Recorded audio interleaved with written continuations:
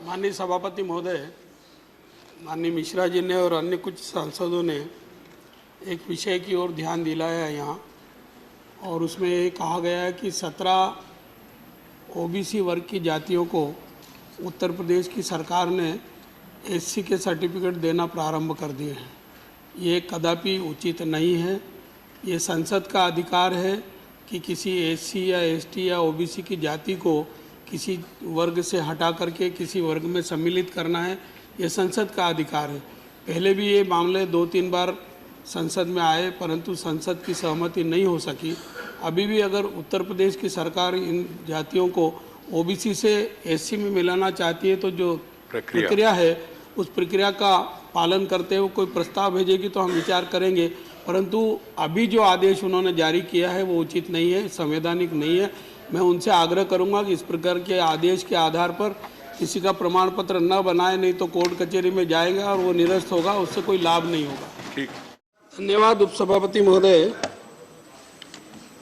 माननीय विशंबर प्रसाद जी निषाद साहब ने ये संकल्प रखा है और इस आशय की चर्चा उन्होंने इसी सदन में पहले भी कई बार की है, और विचार विमर्श के बाद मैंने इस संबंध में जो नियम प्रक्रियाएं हैं, संवैधानिक प्रावधान के दायरे में जो कानून कायदे बने हुए हैं, उन सब की जानकारी उनके संकल्प पर या उनके प्राइवेट मेंबर बिल पर विचार विमर्श के दौरान दी है। मैं फिर से उन कुछ मुद्दों को संक्षिप्त में दोहराने की आवश्यकता महसूस करता हूं, और जो जो समस्याएं सामने आई है उनके बारे में भी मैं कुछ कह कर के संतुष्ट कराने का प्रयास करूंगा। उन्होंने बहुत सारी जातियों को अनुसूचित जाति में सम्मिलित करने का इसमें उल्लेख किया है। नहीं होने के कारण जो कठिनाइयां आ रही है उसके बारे में भी उल्लेख किया है, पिछड़ी जातियों के बारे में भी उल्लेख किया है, और जो नियम प्रक्रिया है उस प्रक्रिया के दायरे में जो अनेक कठिनाइयां आ रही है उन कठिनाइयों को दूर करने के संबंध में भी अपनी बात कही है। उपसभापति महोदय, किसी जाति को अनुसूचित जाति में मिलाना हो या उसको जो जातियों की सूची है उससे अलग करना हो तो उसकी एक नियम प्रक्रिया बनी हुई है। भारत के संविधान के अनुच्छेद 341 में अनुसूचित जातियां लिस्टेड है और 342 में अनुसूचित जनजातियां लिस्टेड है, और उन जातियों का उल्लेख 366 अनुच्छेद में 23, 24, 25 नंबर पर भी उनके बारे में कुछ कहा गया है, और इन जातियों को घटाने बढ़ाने के लिए नियम बने हैं, और वो नियम आज से नहीं बने हैं। 1950 में जब अनुसूचित जातियां लिस्टेड हुई थी उस समय से वो लागू है। समय समय पर छोटे मोटे संशोधन हुए। 1955 में भी इस प्रकार की जातियां लिस्टेड हुई है। अब वो जातियां लिस्टेड हो गई, इसका रिकॉर्ड भारत के महापंजीयक के पास होता है, और जब किसी राज्य से कोई प्रस्ताव आता है तो हम मंत्रालय की ओर से आरजीआई को प्रेषित करते हैं और उनकी राय मांगते हैं। अगर वो सहमति देता है आरजीआई तो हम फिर संबंधित आयोग को भेजते हैं। मान लो किसी जाति को अनुसूचित जाति में मिलाने का प्रस्ताव है तो हम फिर अनुसूचित जाति आयोग को भेजते हैं। अगर अनुसूचित जनजाति में मिलाने का है तो फिर उसको भेजते हैं। वैसे इसी प्रकार की व्यवस्था ओबीसी आयोग में भी जो 93 से बना था उसमें भी थी।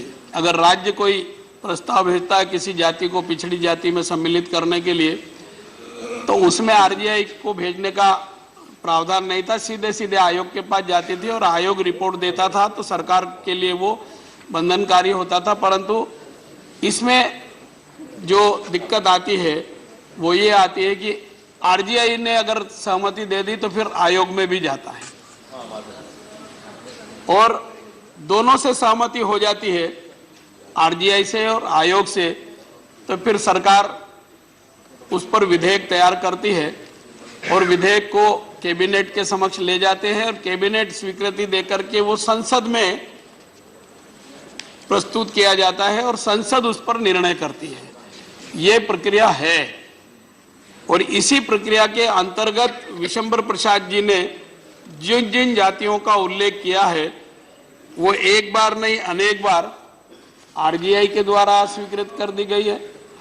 आरजीआई की रिपोर्ट के आधार पर संबंधित आयोग ने भी असहमति व्यक्त कर दी है। इसलिए हम इन जातियों को जोड़ने और घटाने का काम नहीं कर सके। ये बात अपने आप में सही है, मैं खुद भी अनुभव करता हूं कि ग्रामेटिकल मिस्टेक के कारण भी जाति वही है, परंतु हिंदी और इंग्लिश में अगर स्पेलिंग का कुछ अंतर है तो सर्टिफिकेट नहीं बनाते हैं अधिकारी। बहुत बड़ी समस्या है। हाँ, ये बहुत बड़ी समस्या, मैं आपसे सहमत हूं,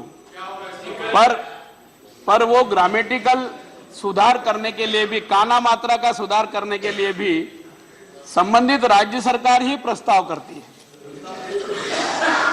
राज्य सरकार प्रस्ताव करती है, उसके बाद यही प्रक्रिया है जो मैंने अभी बताई है, उसी प्रक्रिया से उसका अनुपालन हम करने की स्थिति में होते हैं। अब ये जो जातियां इन्होंने बताई है, इनके साथ यही समस्या हुई है और हम वो नहीं कर सके हैं। परंतु मैं इतना जरूर कह सकता हूं कि इन 4 वर्षों में, 4.5 वर्षों में हमने लगभग 11 राज्यों में वहां से जो प्रस्ताव आए थे उसमें से उनको इसी प्रक्रिया का अनुपालन करते हुए लगभग 24 जातियों को सम्मिलित करने का काम किया। उसमें 2 नई जातियां जुड़ी है और 22 जो समानांतर पर्यायवाची नाम है। इस प्रकार की एक टोटल मिलाकर के 24 जातियां हैं। हमने एक 6 जातियों को निकाला भी है राज्य की मांग के अनुसार और एक जाति को विलोपित भी किया है, सिक्किम की थी वो। ये मेरे पास जानकारी भी है, आंकड़े भी है। इसी आशय की एक जानकारी आदरणीय दिग्विजय सिंह जी ने भी रखी है। मैं उनको उस संबंध में भी निवेदन करना चाहता हूं कि हर राज्य में यह समस्या है। मेरे अपने मध्य प्रदेश में भी है, मैं मध्य प्रदेश से आता हूं। वहां प्रजापति जाति 3 जिले में तो एससी में है, बाकी में ओबीसी में है। हाँ, धोबी भी है, जायसवाल भी है। ऐसे ही हर राज्य में है। अलग अलग जिलों में एक ही नाम की जाति अलग अलग श्रेणी में है और उसका जो हमने प्रारंभिक अध्ययन किया और मेरे ध्यान में आया है वो ये है कि जब ये इन जातियों का अनुसूचित जाति या जनजाति में समावेशन की कार्रवाई चल रही थी, उस समय विचार विमर्श किया और अब उन्होंने मौके पर जाकर के देखरेख की होगी, जांच पड़ताल की होगी, तो उस समय की परिस्थिति के हिसाब से वो ठीक स्थिति में थे, यहां कमजोर स्थिति में थे, वहां कुछ और थे। इस आधार को लेकर के उन्होंने इन जातियों का समावेशन कर दिया था। अब उसको घटाने बढ़ाने की दृष्टि से जो कानून कायदे बने हैं वो संसद ने ही बनाए और संसद ने कानून बनाए हैं, उसका अनुपालन पिछली सरकारें भी करती रही और हम भी कर रहे हैं। श्रीमान, एक निवेदन है, आपने जो एक विषय रखा और मैं मध्य प्रदेश का एक उदाहरण देता हूं। मध्य प्रदेश सरकार ने अनुसूचित जनजातियों की सूची में माझी के पर्याय के रूप में धीमर, केवट, कहार, भोई, मल्लाह और निषाद समुदाय को शामिल करने का प्रस्ताव किया था। आरजीआई ने सहमति नहीं दी और ये 2012 में यहां से आप स्वयं जानते हैं कि एक ही जातियां हैं ये सब, ये जातियां एक ही हैं सर। नहीं, ये जब सब जानते हैं 2012 में रिजेक्ट हुआ है